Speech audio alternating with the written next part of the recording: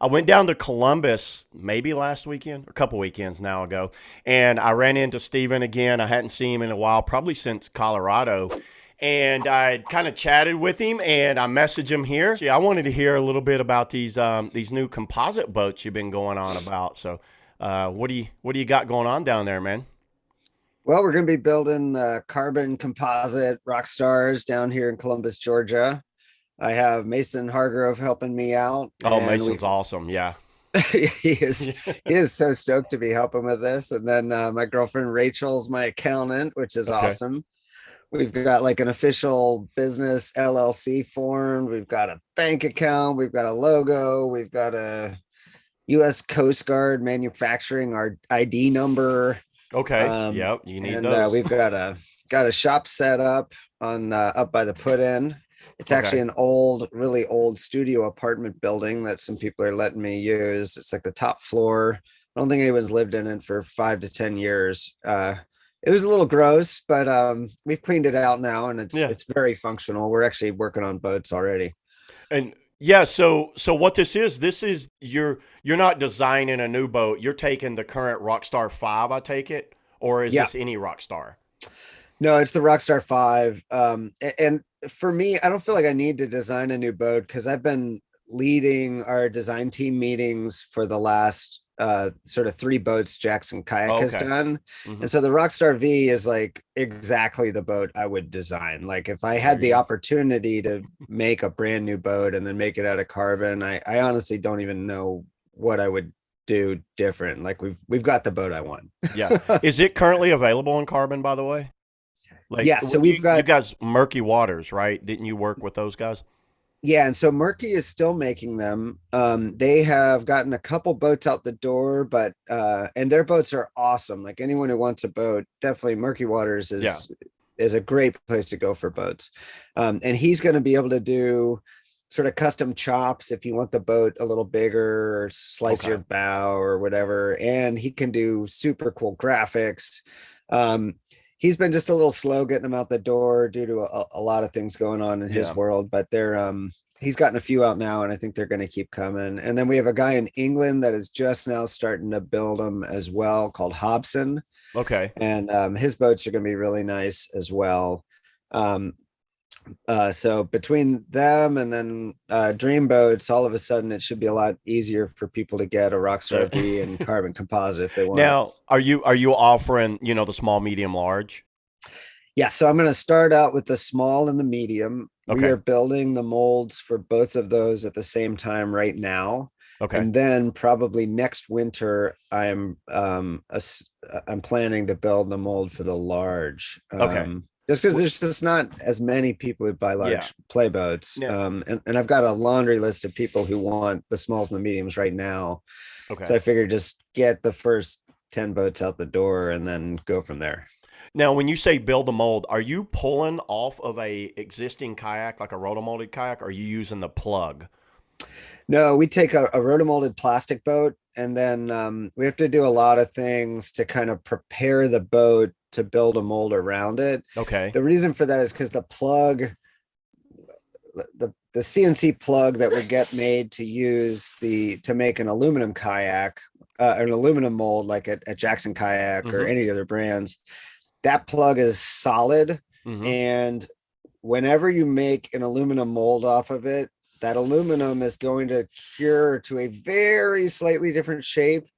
And then as the plastic boat is molded, rotomolded, as it cools, it shrinks, and it doesn't Yeah. shrink in like a uniform way. So they get smaller in more in some ways than others. Yeah.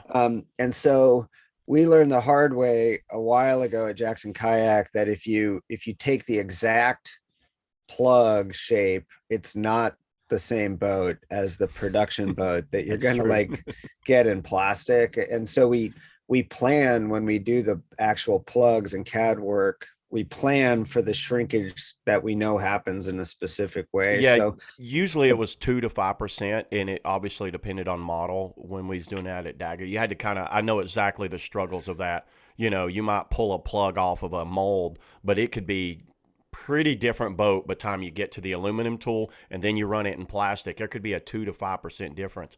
And that's what I wanted to get at. So doing it off of an actual, just a Rockstar V mold, I mean, kayak, you're pulling it off of that. Would that make it slightly larger by, It should be, in theory, exactly the same because okay. if you figure that outside of the plastic boat is a set size, right? Yeah. And I'm building the mold around that. And then the mold, the inside edge of that mold will be exactly the same as the outside edge of the plastic boat. And then when I build the composite carbon boat inside of that mold, it's now exactly the same as the Okay. plastic boat it I came get, off of. yep, I get what you're saying. What do you, how are you seaming them? So I'm going to build these all in one piece. So there won't necessarily be a seam line. They're Oh, going to be, like a rotomolded boat. It won't have a seam at all, you're saying. yes. So I'm doing a process called resin infusion where you basically lay up the fabric dry. Okay. And the nice thing with it is when you're doing a wet layup or traditional vacuum bag, you're kind of like on the clock the second you start working Yep. because that resin is It going to starts kicking start off. Yep. solidifying at some point. You can get really slow resin to make it easier, Yeah. but the more complex, the more layers, all of a sudden, unless you're really fast or have helpers, it that's the challenge with that style. With infusion, there's other challenges, but I basically you get to put all the layers in dry and you use this like tacky spray that dissolves when it hits epoxy. Okay. And that holds all of the fabric into exactly the right shape around the boat. And you take your time and get it all right. And then you put the whole thing under vacuum and you've got these like epoxy ports that go in through the vacuum bag. Okay. And you use these fancy things called like flow media and all kinds of things to direct so that the epoxy then will sort of saturate all of it exactly the way you want. And Is it under a vacuum the whole time? yeah, so after you put all the cloth in, you put the vacuum bag in, you seal it all up, and I'm going to put my two halves of the mold together. There's going to be some layers from the deck are going to overlap the hull to basically create kind of a seam, but it's all going to be molecularly and chemically in one part because it all Yeah. gets infused at once. And so it'll be lighter and stronger that way. And other companies have done this. This is not Yeah. something Yeah. that's like Yeah. this has been done before. I'm familiar somewhat, mostly with mold layups. We do composite Mhm. mold layups. I've done that more than anything, but I've never actually done like any type of actual layup of a kayak like that. But I've seen it. I've seen the process, and I'm familiar enough with it. Could I explain it? Probably not. That's where you come in. But it's That's like, okay. I You should, understand it. once I'm building some boats, you should come down and check it I out and would help me love out that, man. sometime. Yeah, I'd like to see that. Infusion's crazy. Like it's all dry and you get under vacuum, and the Yeah. amount of force in this vacuum is like insane. Are you using just a shop vac? What are you using for vacuum? Did you buy So a you pump? use these high-end vacuum pumps, Okay. and they vacuum can be measured in a couple different ways, but one of them is inches of mercury. And all you need to know about that is 30 inches of mercury is a perfect vacuum, like you're in outer space, right? There's no molecules of air at all. Mm-hmm. These vacuum pumps will get this bag pulled down so hard that the gauge will read like 29.9 inches of mercury. Like it's insane. The What is amount the of bag made out of? Is it a very tough material? it's just a little bit like a plastic, almost imagine like a heavy duty plastic trash bag, but it's see-through and it's made specifically to be able to be sealed and elongate so it'll Okay. match all the I was just contours and wondering whatever. about like a bag holding that type of vacuum. Would you blow a hole in it? Yeah, Or and it's insane the way somehow it just gets spread out so evenly with this special bagging material that it can take a ton of force but not actually break. wow. It's easy to puncture, but it's not easy to like rip it apart, I guess is probably the best way to describe it. But the cool thing is like, so that vacuum goes in there, you check and make sure it doesn't leak. Mm-hmm. And then you've got these tubes that go into ports through the bag that go into like your bucket of resin. And I'll be using epoxy. And so once you're sure there's no leaks, you just open the valves and you can watch as the cloth sort of slowly turns dark and saturates out from those Wow. ports. And so, like for a full kayak over, I don't know, half an hour or whatever, you're just going to watch the epoxy kind of spread through the whole thing and Is saturate all that the cloth. epoxy, is that resin? Is that what Yeah, that is when you're saying yeah. epoxy? Yeah. Are you kicking it off then with like a catalyst when you do that, or is it already got it pre-mixed? So you have to mix it in advance. Okay. So it'll come whether you're working with vinyl ester or polyester or epoxy or whatever, you're going to get two parts, like two liquids, and you have to measure them Yeah. and mix them together. And you can get them so they're set up for like kicking off really fast or really slow. You can get them so they're really, and for infusion, you want it to be really thin, runny liquid. You don't want it to be very thick because it's got Hmm. to get like pulled through all that cloth. So you get special infusion stuff. But then once it's pulled all the way through, you just turn off those valves and kind of like leave it under vacuum. And it's like pulling insane force on the whole thing. And How long then do you leave it under the vacuum? until it's pretty solid. Which So you what probably it leave the vacuum on for maybe another hour or two until you're sure that it's done like the main before kick. you take it out of the bag? Then you probably let it sit, depending on the epoxy you're using, for like another um several hours, like probably overnight. Okay. And then some epoxies, like the stuff I'm working with, will be actually better and stronger and stiffer if you then, after that initial cure, heat it to like 120 degrees for a That couple was my next hours. question. If you just put a some sort of, like, do you just put a space heater in there or something and try to regulate it, or do you have a Yeah, there's a lot of ways you could do it, but literally, if it was a hot sunny day, you could probably just stick it out in the sun and take like a little thermal gun, and it would hit 120 degrees no Oh, okay. problem for 2 hours.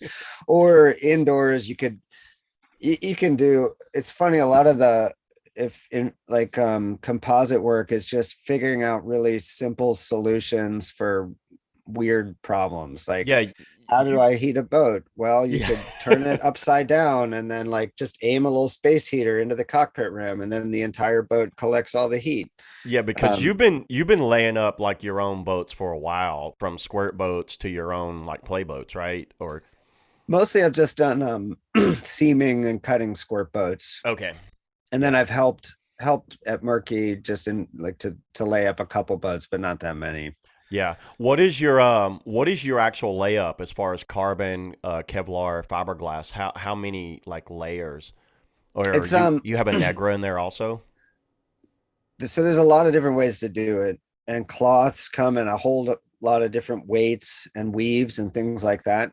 um so and I'm going to do definitely a couple of test boats before I'm sure that I've got what I wanted, but the backbone of what I'm doing, which is really neat stuff, is this company called Vector Ply, is literally right down the road. They're 5 minutes from Good Wave. Oh And wow, they're they, in Georgia, they're in the Columbus area.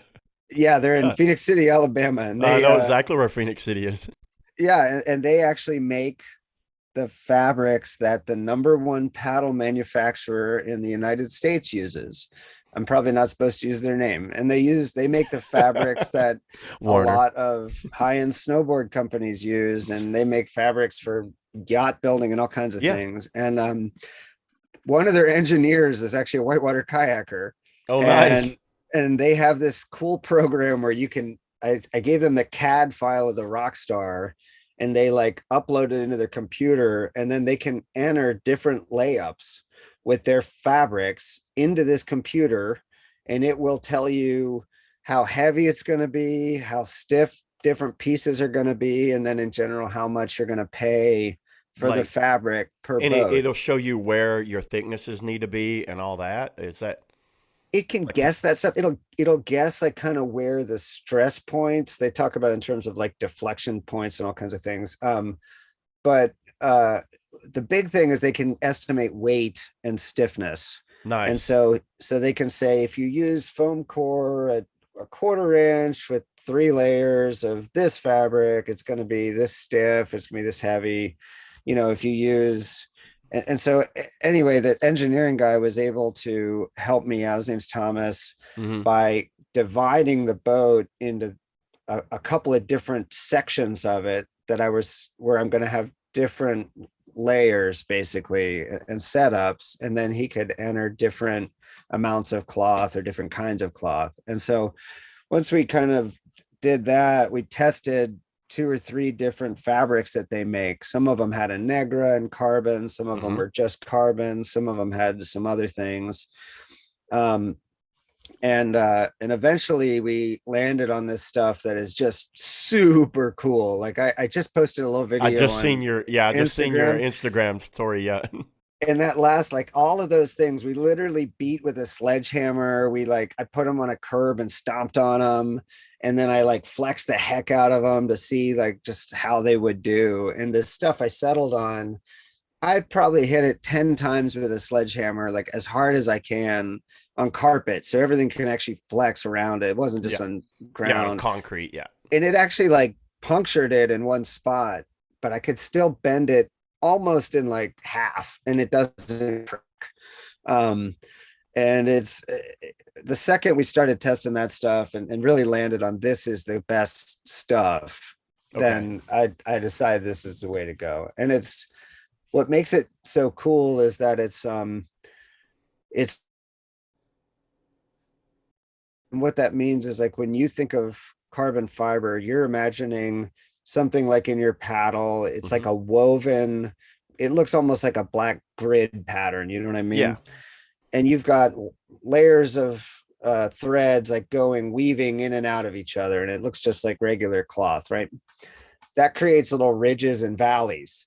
And so you can make it stronger by doing what's called a non-crimp fabric. And so let's say you took your standard carbon, which has half the threads going at Yeah. 90 It's degrees, half usually the like threads at that. It's 0. like Yeah. yeah.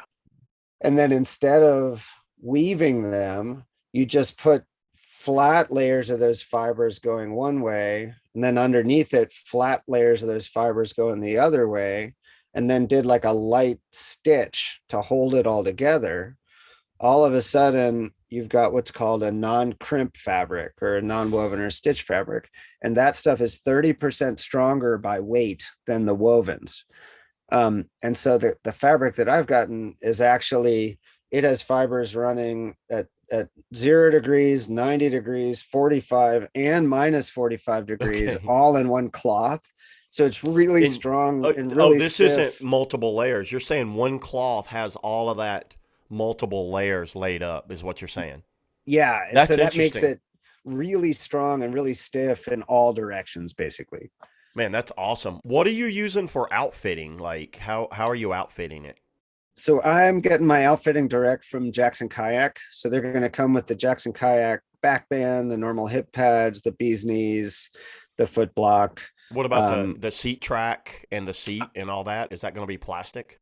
no, that'll be, it won't need a seat track to support the seat because Oh, the yeah. hull will be Yeah, stiff enough on its yeah, own. I was I'll thinking. probably, I'm going to start by, I'll be making just foam seats that you can sit on because they're nice and light and not Yeah. too hard to make. Well, yeah, and I guess you could throw in your own like beads, the happy Yeah, you seat, could right? do Yeah, a yeah. sweet cheeks or Yeah, would whatever. that come with it? The sweet cheeks? Are you That doing? won't come with it, What about but hip it'll, pads and all that? Is with composite boats, is that something that a lot of people kind of outfit themselves anyway?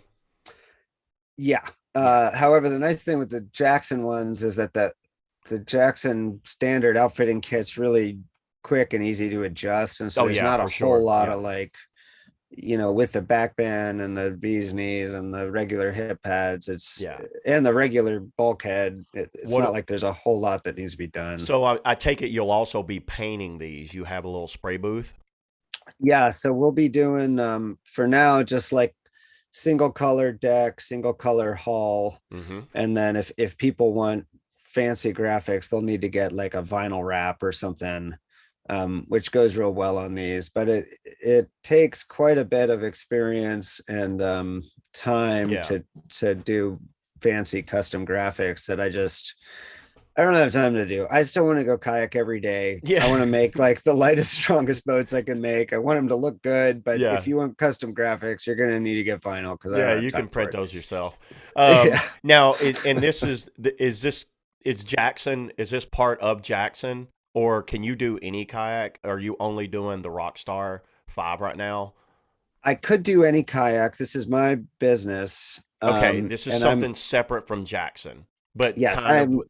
I'm licensed by Jackson Kayak to make the rock stars. Okay, And so at some point I'll be paying royalties on every one that I make yeah. and sell. I was just wondering that because you're using your existing boat. I mean, technically, I mean, I could bring you any type of kayak, and you could pull a glass off of it, technically, right?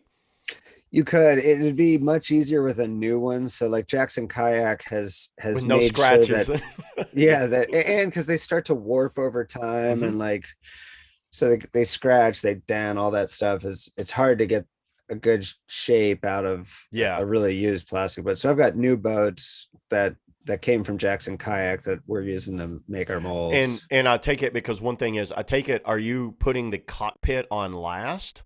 Because you can't really pull an undercut, right, when you're pulling off of your boat.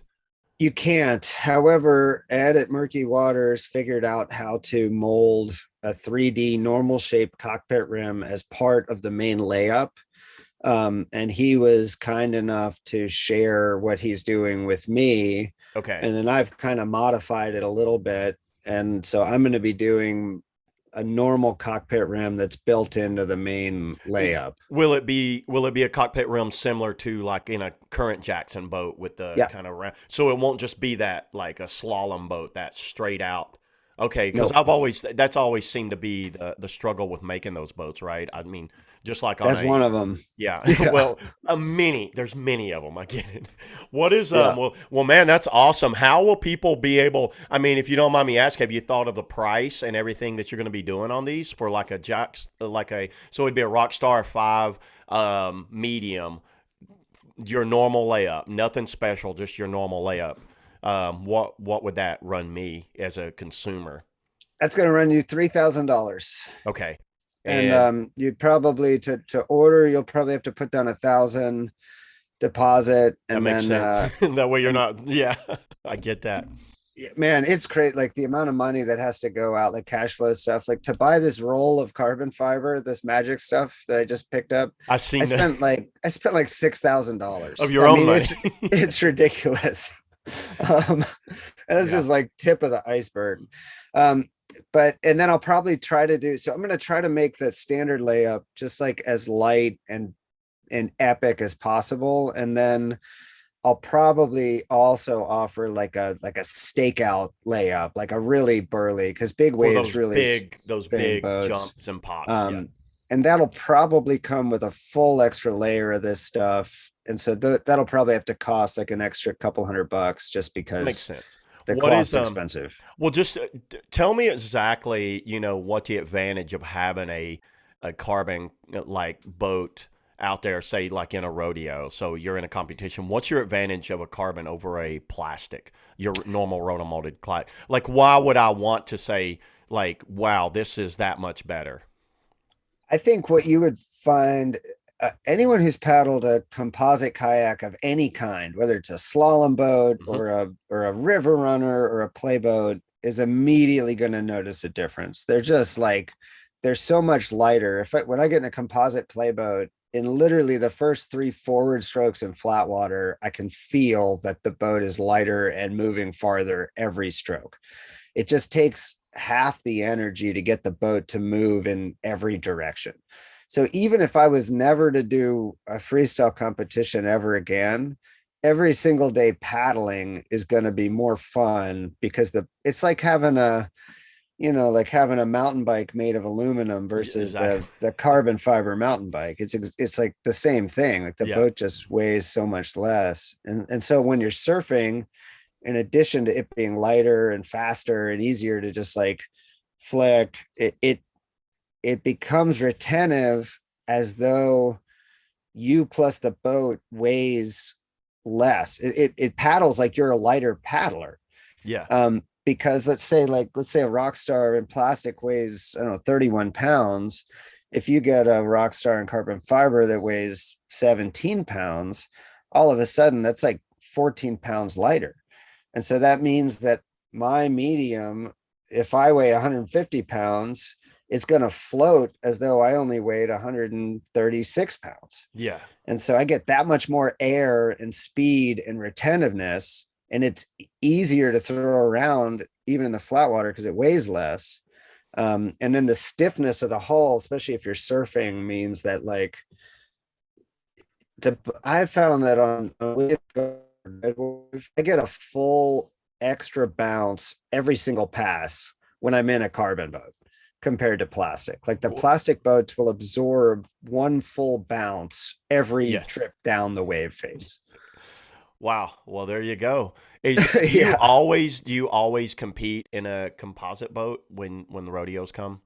We haven't had them. So we've been competing in these plastic boats ever since the Rockstar V came out. And almost everybody who paddles a Jackson boat in a freestyle competition has just immediately switched to the Rockstar V because quite frankly, the Rockstar V in plastic is just such a better shape than any other boat we had made yet, that it was more fun even than my carbon Rockstar 4. I like, and almost everybody switched to the plastic ones, It's even such though they had older plastic boats. And I mean, you actually you got out of your bubble and tried a spud boat while you were here. You tried the dude, Rockstar V. it's so good. I've paddled at the NOC wave, and I've always liked. I've paddled a Rockstar 4, which brings me to my next question. What is kind of like the design process, since you're kind of on the design team, or you head up that, especially with these playboats like this? What is kind of like Jackson's philosophy on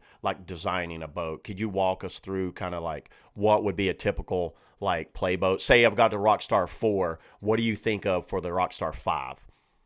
That's a good question. What was, let me ask you first, what was your experience? What do you think the five did? How did it Coming paddle for you? Well, I paddled the 4 a lot more because I came out of the Jitsu. So the Hmm. Jitsu and the Rockstar 4 for me were both bigger volume. I love a big volume boat because I'm more of a whole style type player. This was, before, good wave and all that. I love the pop of the 4, and but it wasn't as loose as far as it spins. And then I got into the 5, and especially there at Good Wave, the way that thing released and spun so fast was very impressive.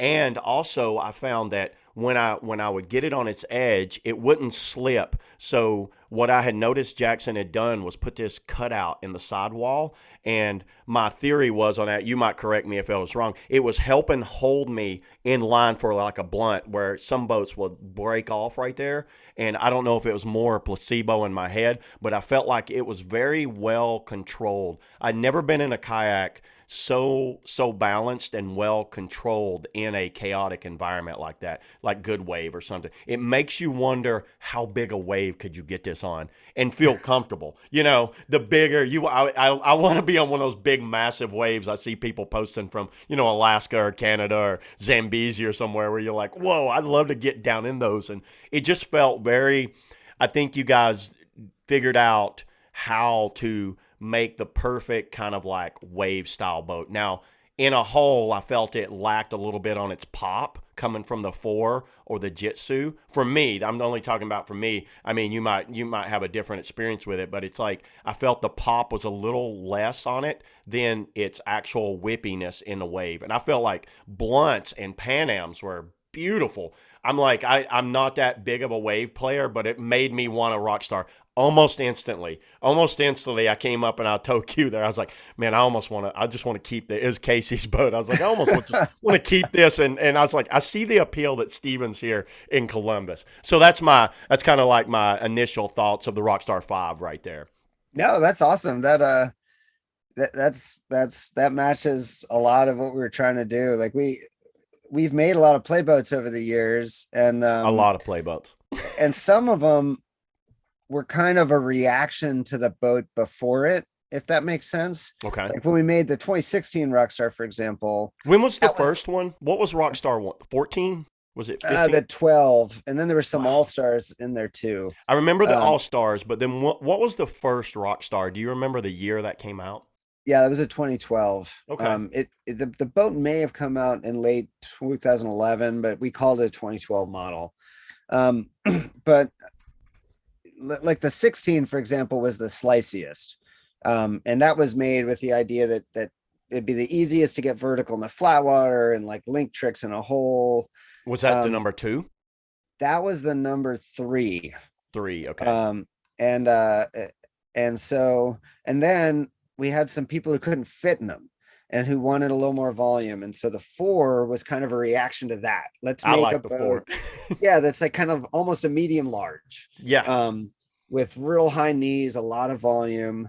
Uh, and then eventually we kind of found that we lost something in kind of making a reaction to the one before it, that there were some things that the four did really well, but we actually lost some things from the earlier boat. And so with the V, the goal was we want to make a boat that's actually better at everything than any playboat we've ever made before. And so with that end, at some point in the design process, we we actually went back and tried every single Rockstar plus a 2010 All-Star in No. waves and That's holes, awesome. and then compared notes. And our design team is really fun. Our lead designer is David Knight, Hmm. who designed every Jackson kayak. He does the actual computer CAD Hmm. shaping. We've had Tony Lee in I used to house. work for Tony Lee. Yeah, I Yeah, he was. shapes the physical Yeah, plugs. yeah. And then we have Emily Jackson's kind of in charge of everything whitewater. And then I lead the meetings just because, not because I'm better at knowing what we should do, but just because I'm good at leading meetings Okay. and keeping a lot of people on track. Because as you can imagine, the rest of the team is like Dane, Nick, and Clay. And so everyone's got a lot of big ideas. It's a challenge to keep Ideas are everybody easy. focused. You know what? Yeah, Somebody told me an engineer's like, "Oh, ideas are easy. We can write them down all day. It's getting them. It's getting to do them is yeah. where when you have to actually sit down and start doing the boats." Well, that's awesome. So what is it? It's you, Clay, Dane, and Nick are pretty much the premier. And I know the Jackson team, the freestyle team's pretty large, so you could get feedback from a lot of people. But is it? Are you guys the kind of like the four main Yeah, players? and then Emily is like the big boss. Okay. And she's great. She's awesome. Yes. And so with the V, we were like, we want to make sure that this boat's actually better than everything we've done before. So when we went back and tried all the old boats, it was like it was kind of eye-opening because Clay had actually gone back and forth a lot over the last several years, but Dane had never paddled one of the older boats once a Once he new one gets in a came new out, one, he's not going back. Is that what you're saying? ever. Yeah, yeah. And so, and I think in some way, I think Nick was the same way. And I had not really gone back very often, but I was open to the fact that some of the older boats might have done some things that the newer ones didn't. And it was amazing. Like without when we compared notes on trying them all, we were all in agreement that when it came to like being on a wave, we all liked the same boats best. It was the 2014 Rockstar and it was like the 2010 All Star. And when it came to like throwing it around in the flat water and being able to boss it around for the high end hole tricks, we all actually really liked the 2016, that smallest Rockstar. We were like, Hmm. it's so easy to throw around and like beginners can double pump it in the flat water and learn to do everything. And then when it came to like the four, everyone really liked having that extra volume and higher knees and extra leg room. And so it was like eventually we settled on let's make sure that the boat we're working on kind of starts with those best qualities, and then we'll tweak the shape from there. And we'll I had experimented with putting the double rails on both the Rockstar 4 and on a 2014. It made Okay. both of them better. Yeah. And so it's like, well, let's add that plus a bunch of other fun things to make the boats better. And so once we kind of What was the initial concept of putting that cutout coming down the sidewall? You know, you have your parting line here. It's got a cutout that kind of it's like a is that a concave or convex? What it kind of goes in along yeah, the sidewall. What Uh-huh. was the original concept behind that? I had not seen that on any other Rockstars. Maybe I'm wrong. No, Has that been on any other Rockstars? that hasn't. And Okay. that was that does a couple things. Number one, it will actually kind of like provide a little stopping power if the boat's way on edge. But the main thing it does is it builds structural rigidity into the sidewall.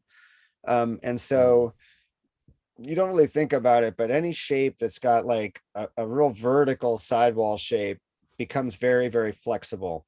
mm-hmm. Like your hull is pretty flat. And the only reason it's not really, really flexible in almost any flat hull kayak is you've got that big walls and seat track down there.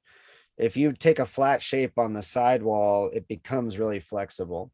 And so by adding like a And convexity in there, it so on stiffens it your, up. you're saying on your hops, it would flex along that sidewall and lose your energy. Is that what I'm hearing? Yeah, or just landing on your side, or Yeah. like you could, like we had people if you're we had people learning how to tomahawk off of rocks or whatever. And if you Oh come yeah. down, Yeah. you don't make it all the way around and Yeah. you come down even from 5 feet up on your side, you could feel a sidewall like I cave feel that a in onto bunch. your Yeah. leg, Hmm. and then it flexes right back out. Like it doesn't actually damage the boat, it just like flexes in, you know. Yeah.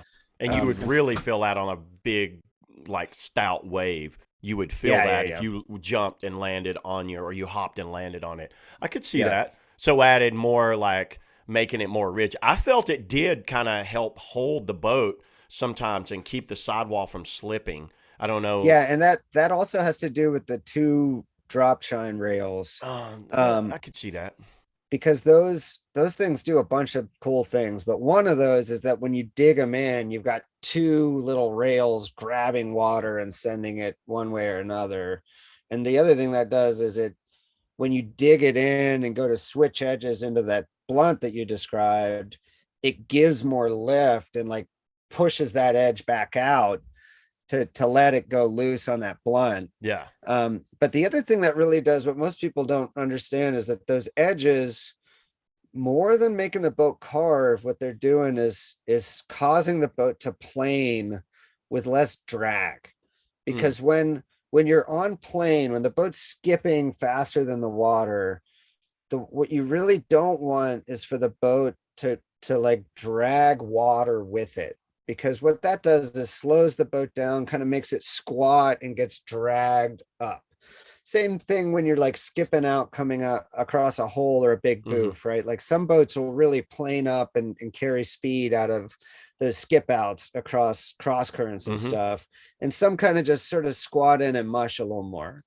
Um, and so the, what those drop chines do, those rails, is when the water's flying under the boat, the water gets pulled up into those little channels and pushed down away from the hull.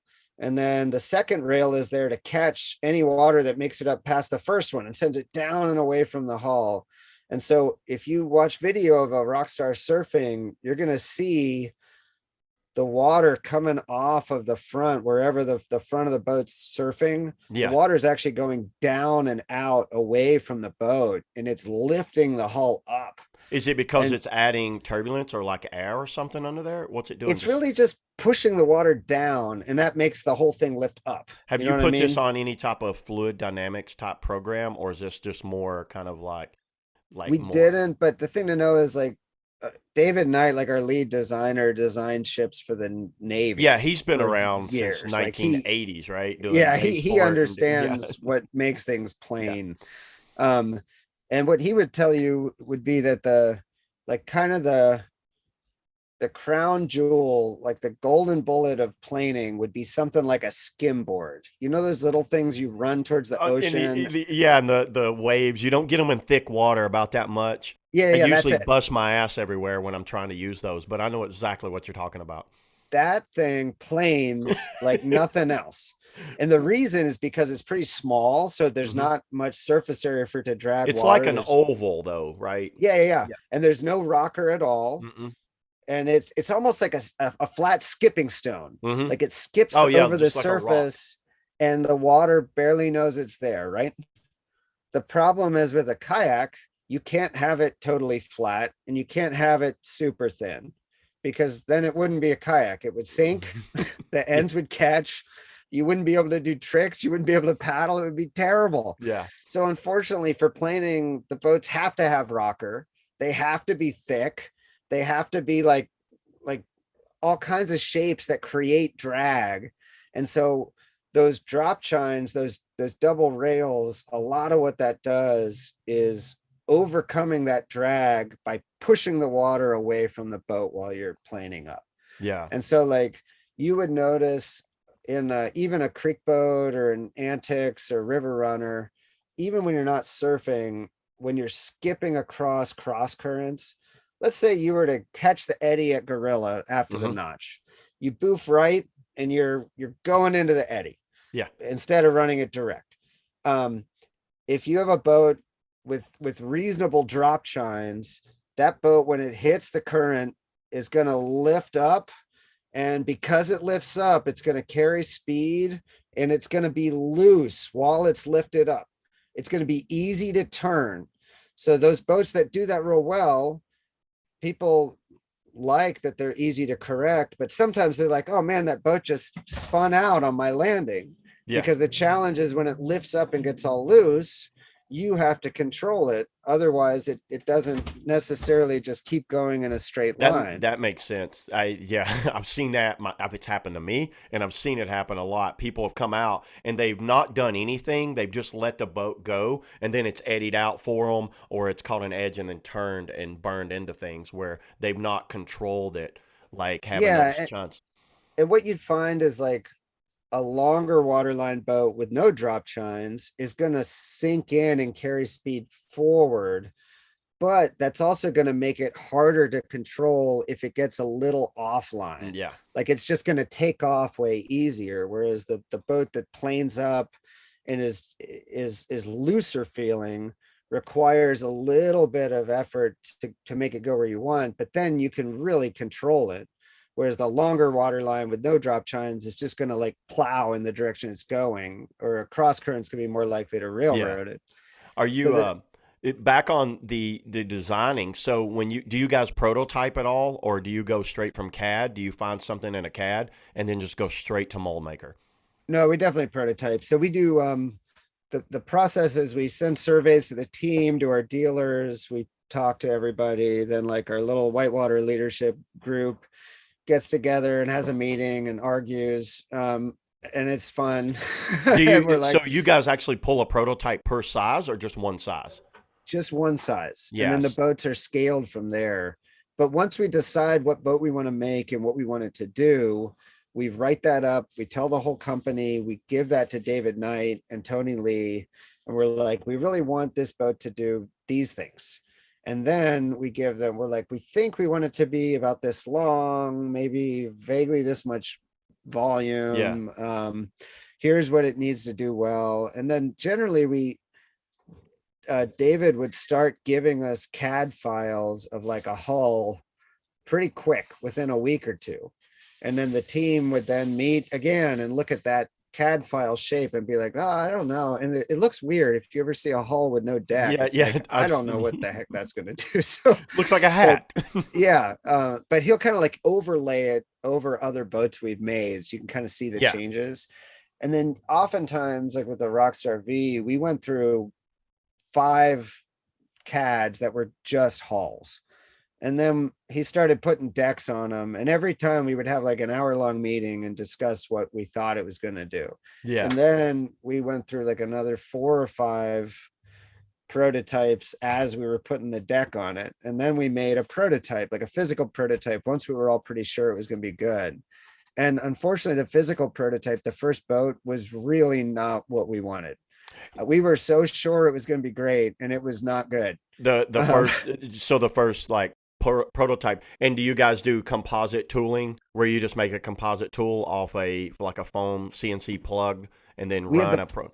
Yeah. So we have the plug CNC'd, and then we make a fiberglass Mhm. mold that we can mold like a handful of plastic boats out of.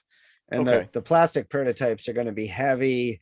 The shape isn't exactly Yeah, right. I've They're paddled a lot of usually those. Yeah. they're ugly. Sometimes the cockpit rims are welded on, so they Yeah. leak, but you can really tell the shape. And so then after that first prototype, we were like, man, that was not right. And that was when we went back and literally tried all the old boats again. It was like, let's like kind of hit reset, and and then we did that whole process again, But the with some of the things we learned from that first prototype, and yeah, did the another prototype. And then once we tried that prototype, it was like, game on, this is the boat. yeah, the prototype kind of gave you like a good starting point to what we want to keep and what you want to get rid of, right? Is that what you're saying? Yeah, for sure. Yeah. And like, How many times did you and prototype the V? we just did two physical prototypes, but like Hmm. I said, there were probably at least a dozen CAD prototypes that we like Oh would yeah, that discuss in yeah. meetings and then I could tweak. And it's funny when you test them, like we're testing all these things, we're hoping no one can see us. yeah. And so because we don't want to let the cat out of the bag. Yeah, And because so it we're hurts the like, previous sales. And a lot of people always say that when, I've been a part of a lot of different prototypes, and I'm like, it's not the fact, it's because, dealers have all these boats, and that boat, just because we have a prototype, we might not have an actual kayak for months down the road. But then right exactly. there, everybody's like, well, I'm not buying the four then. They Yeah. might have a deposit on one. So a dealer would be like, what the heck, man? You guys Yeah. just cost me a Yeah. sale. They're like, I just seen Steven in a new one. I'm going to wait for it. Yeah. And the flip side of that is sometimes the prototypes are ugly and sometimes they suck. And Yeah, so it's like, exactly. if people see you paddling a bad boat and all of a sudden it's like, whoa, Steven can't even roll that thing, You're man, like there's no this. way I'm Yeah. looking forward to that boat. But they're heavy. And so like when we took that final prototype, and we had Clay and Nick and Dane and I down here in Columbus when no one was around, we grabbed a 2014 Rockstar, we grabbed a 2016, we grabbed a 4.0, and we all just swapped out with the prototype. And the first day, even though the prototype weighed 40 pounds because it's a prototype boat and all the others were only 30 pounds, we still all got our best tricks out of the prototype, out of the V. And We're like, man, we really like that, but some things were just harder. So the next day I think it was like four Nalgene's full of water and strapped them into all of the other boats. So they all weighed 40 pounds. so And then we paddled them all.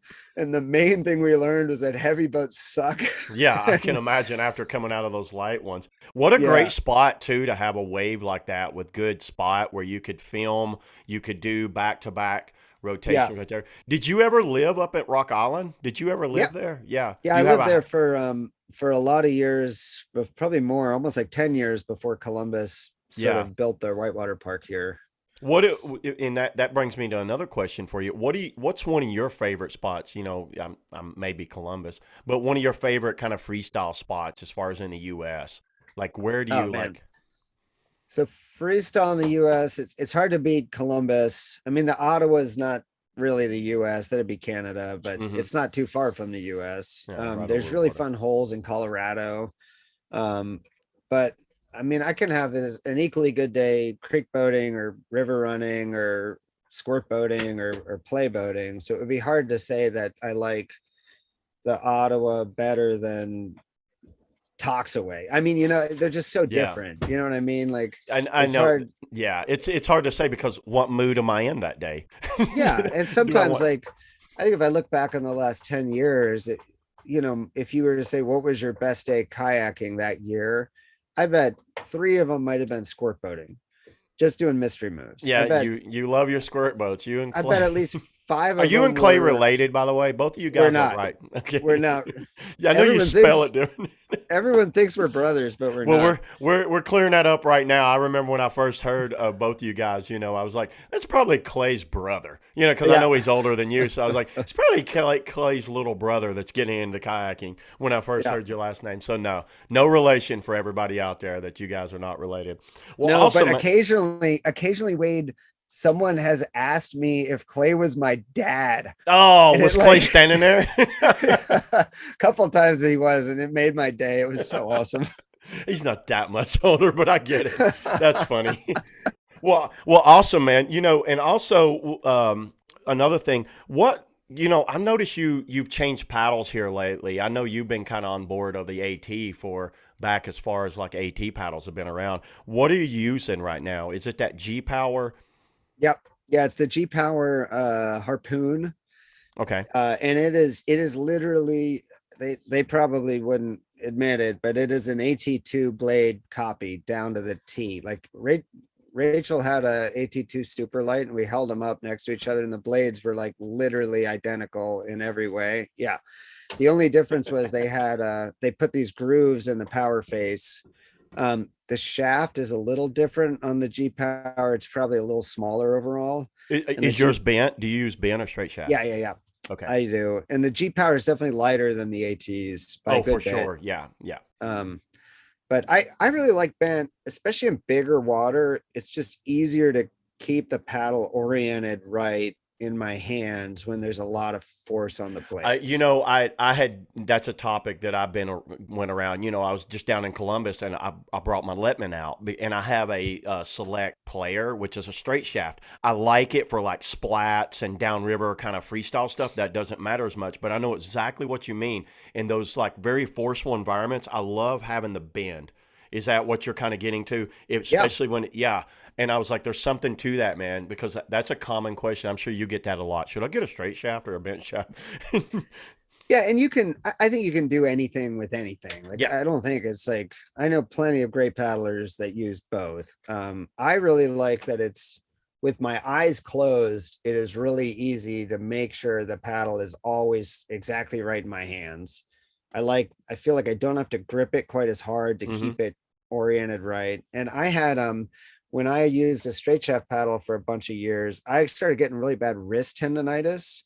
Um, Exactly. Yeah. and when I switched to a bench shaft, it literally went away within 2 days and has There's never something come to back. that. There is something to that. After a long session, I'll get pain like in my wrist and my forearms just feel like they're blowing out. Like they're Hmm. just so blown out where I feel like I could go forever when I've got a bench shaft like that. And, looking at the amount of people that use it, I know Dane uses them, Nick uses them, you use them, Clay uses, EJ uses them. Like, when you look at like all the people that use them, especially for freestyle, you're like, maybe there is something to these bench shafts. Yeah. And I Yeah. use it for everything. Like I like it creek boating. I like it Yeah. river running, like, taking an antics down the gully or whatever. Like I just like using the same paddle for everything. Yeah. But Yeah. That you've used all kinds of paddles. I'll switch back and forth a lot, and I like a straight shaft. Sometimes if I'm on like say like a Toxaway or a Whitewater Creek or something like that, where I'm taking a lot of impacts. Number one, I just don't want to break my bench shafts, and you Hmm. don't need that finesse paddling as we in the southeast. We're hitting more rocks, so Hmm. I want just an old beater Warner Surge. And Yeah. because how many paddle strokes are we taking on the Thompson, for God's sakes? Yeah. Or on like Stuck Creek. Yeah, we're more paddle placement and hope we don't break Yeah. it. Yeah. Like pushing. Yeah. Yeah, and I don't want to use my good G power for that or anything. Yeah. Well, awesome, man. What else? What else was I gonna? What's one of the harder like freestyle tricks that's for you that you think was for you to learn, you personally? Like, is there a trick out there? Is there a holy grail of a trick? I know the double rotation, obviously. You I probably think do. I think a lot of the combos are that just ups the game for any trick. But what I really like about kayaking and especially trying to play a little bit, even if it's downriver play or wave surfing play, is that it seems like there's just always something to learn. And it's always It's true. something to work on. And I mean, a good example of that is like, I bet I got, I don't know, 20 to 30 days on the upper gully for like 15 years in a row. And I did a lot of those in playboats. And then the Antics 2 came out. And all of a sudden, there were certain things I could do that I had never thought of doing on the gully before, Yeah, even in a playboat. ain't that And so it was crazy? like, yeah, it's like, oh my gosh, like all of a sudden there's new fun to be had on the same old river just because like a new boat is allowing me to try new stuff. And all of a sudden that, running pillow, for example, like, there's several easy lines where the goal is just to stay upright. And then there's like some playboat lines where you might surf a wave and do a kick flip or a macho move or try cartwheels in the room Yeah. or whatever. But then I get in the antics and all of a sudden it's like, oh man, I'm going to try to get 2 spins on my stern and this Ain't that little eddy crazy? like right at the top. And then I'm going to surf the wave. And then I'm going to ferry across this thing behind this one rock and try to get a stern squirt pirouette to the right. And then I'm going to come out the other side Yeah, and stern squirt pirouette to the left. And then I'm going to catch the room. And then I'm going to surf the room. And it's it's like all of a sudden, I where think where in a playboating, Rockstar those moves aren't attainable because you don't have that upstream momentum. You might pull them off, but they it's would like, be they would be attainable, but spinning around on the stern is just less fun in a rock star. hmm Whereas the like wave wheels, kick flips, macho moves are way more fun in the rock star. So they're just like different branches of the yeah, same tree. Like you have a different tool and you're able to like just sort of be creatively exploring and having fun in different ways, if that yeah. makes When sense. when I go to the Golly, I'll have a full slice, a half slice, and a longboat. And Yeah, every it's one of and them will get paddled over like one weekend because you're right. It's each one has its own thing. People ask me, I was like, yeah, I'm not out here in a full slice because I love the half slice is so good out here on the Golly. And then the mhm. next day, I'm just in a longboat doing attainments and speed moves. You're right. I mean, I could see that. you know, Yeah, y- and I think with any of the boats where people are playing around vertically, whether it's a full slice, half slice, play boat, like those skills just make every day on the river more fun, yeah, whether you're creek boating, river running, surfing, whatever, because you're just learning to boss the boat around. yeah. We, And different boats are easier to boss around in different ways. And yeah. so that pays huge dividends when you're creek boating and all of a sudden you find yourself You need vertical those for whatever skills. reason and you're like, oh, I know what this feels like Getting I've stern been. squirted for me in a creek boat does not bother me. I just No, rotate it around, lay it down, and go.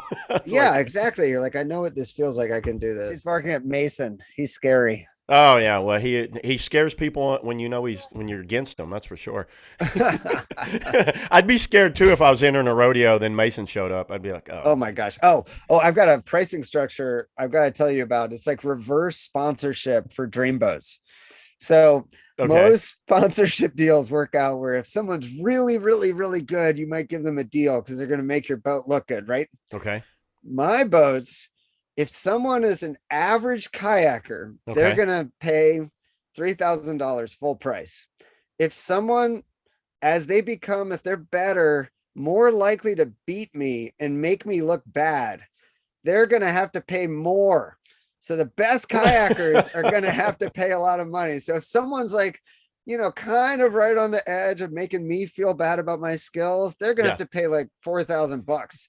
If they're like Mason and they regularly make me feel bad, that's Yeah. like a $5,000 kayak. And if Yeah. Dane wants one, They it's they 10 get freaking fined. grand. Yeah. Yeah, it's the Dreamboat fine.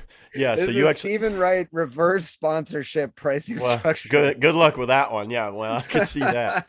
Well, that's awesome, man. Well, I know you do a lot of like teaching and guiding, and especially down there. What is that would bring me to a question. What would you recommend, like maybe your top 3 or 5 like things for a new paddler to get better? I get that question a lot. I'm sure you do. They're like, what could I do, and to get better, besides taking a class with you. You got it. Number one, the big picture is always try challenging things in easy and safe places. Okay. So, and I actually asked Dane once how you become Dane, and he said that literally every single day he's working on something he's not good at. Like literally every single time he kayaks. And Like and you us or on the I, outside looking in, being like, "And what's that?" yeah. And so I was like, so what are you working on tomorrow? And he's like, well, I want to learn how to super clean stern squirt my antics. And I was like, oh my gosh. It's I've like, not made it there yet. yeah.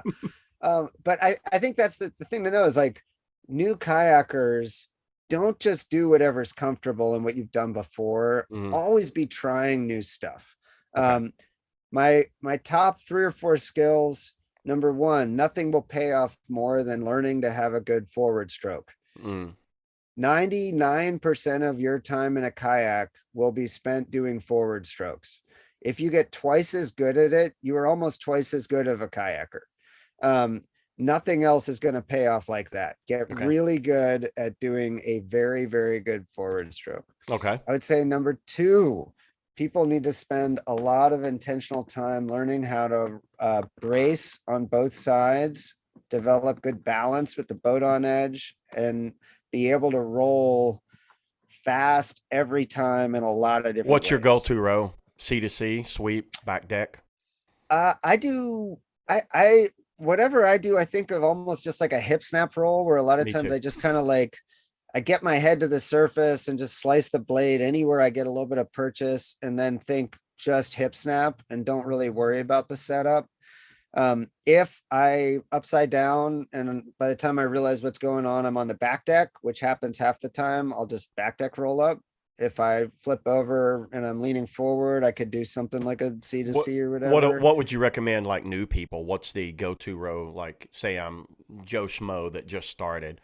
I What do think you? I think it's easiest to, I don't know. I think it's easiest to learn kind of that C to C or sweep motion, but I think most people should focus most of their energy on getting the most efficient hip snap possible so Okay. that whatever they're doing with their paddle just won't matter as much.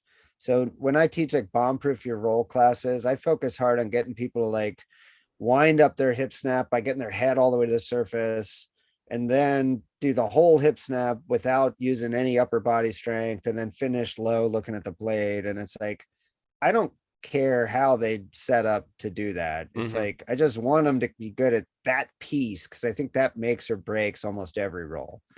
You know what I Okay. mean? So forward strokes, and then your number two was like learn your edge control or bracing, like doing your bracing and edge control and rolls. What would Yeah, you say number balance, edge three? control, rolling, bracing, that stuff would be a good one. And then I think a lot of people, if they've got um like a playful kayak, or even if they don't, find safe rocks and play with them. Yes, I agree with That's that. that's a great one because you have to like learning to kind of splat or even just drive a creek boat up onto rocks in safe places is going to teach people to boss the boat around. I call It's that going to, southeast hips. yeah, it's going to teach them Yeah. timing, like force. It's going to teach them how to deal when the boat is interacting with rocks. It's going to teach you to, that it's okay if you're upside down Yeah. against a rock. You don't have to just panic and swim. You can just like deal with it and roll up. And I think it helps people learn things like boofing and Yeah. all kinds of things. You know what I mean? Yeah, there's something to that, like getting your hips and weight up on rocks. Like when I see people that you have too, I'm sure you'll be out paddling with somebody and you'll see a rock and we'll just kind of like jump right over it, boink, right over it, and I watch these people just paddle up and stop dead, and they Yeah. just don't, and then they flip. Yeah. I'm like, no, you got to kind of like hip check it, like get up over the rock. A rock that's Yeah. kind of dry. Yeah, Yeah. that's pretty good right there. What about number? So that's your third. You got a fourth and fifth for me? Oh man, I don't know. So we got good forward stroke. We got balance, rolling and bracing, play with safe rocks. That's a good one. Um, and then I would say overall, big picture is just always be trying something you're not good at. Don't be afraid to look stupid. Always have a I'm good at skill you're that. working on. Yeah. And never be afraid to ask for feedback from people who can do things you can't. Yeah. Yeah. I don't do a lot of unsolicited advice, and you're probably the same way. But if anybody's ever asked you, you've been really cool about it. Like, yeah, I can see what you're doing is not doing this. Yeah. Yeah, Well, and like the best paddlers have no trouble asking each other yeah. for help. Like What? it's like, Dane, why is my air screw doing this and yours is doing that? And he'll be like, well, your head is too far this way and you're not there Yeah. and you're doing this. And I'm like, I hate you. My air screws Yeah. are great. Leave me alone. I thought, yeah. I mean, even he started somewhere, right? Yeah. So Oh yeah. everybody's, yeah.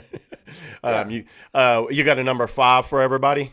I don't know if I have a number Yeah. five. Well, technically, your number two had about six in it. It's So, true. They all had a lot. They all had a yeah. lot. Hey, Yeah. I would say overall for attitude is Yeah. to At it. Yeah. know, I would say to know that everybody's fun is equally valid. Yeah, I never That, try. Anybody's on class two having fun, I'm giving them high fives. I'm happy for them.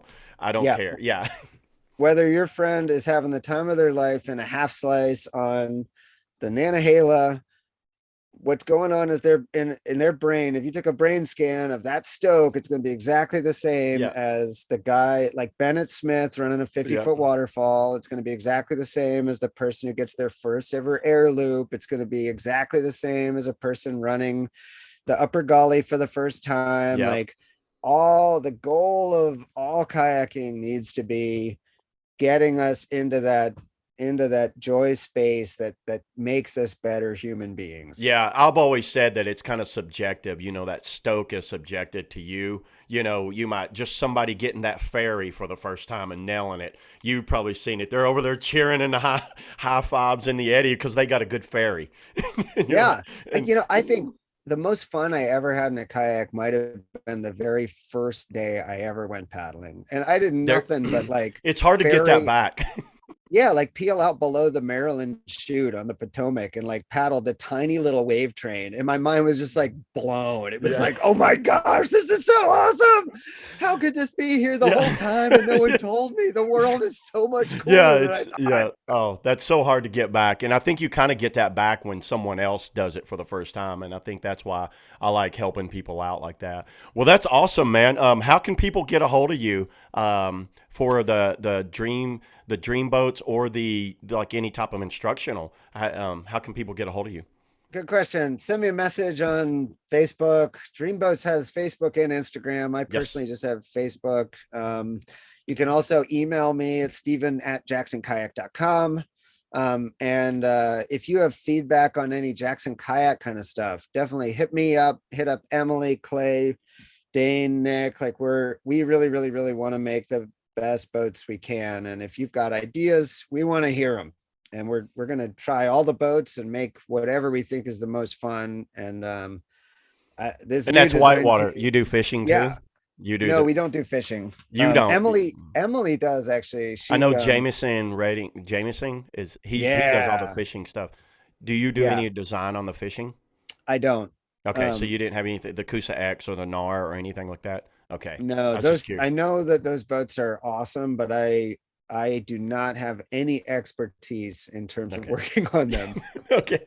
Well, Steven, man, I appreciate you, dude. Thanks a lot for stopping in and chatting with me. I've been wanting to kind of talk to you for a while, and I appreciate you, man. And good luck with the whole Dreamboats thing. And Thanks, I'm bud. definitely a fan. I'll definitely be back down Columbus, and hopefully you can have one ready because I want to give one a whirl.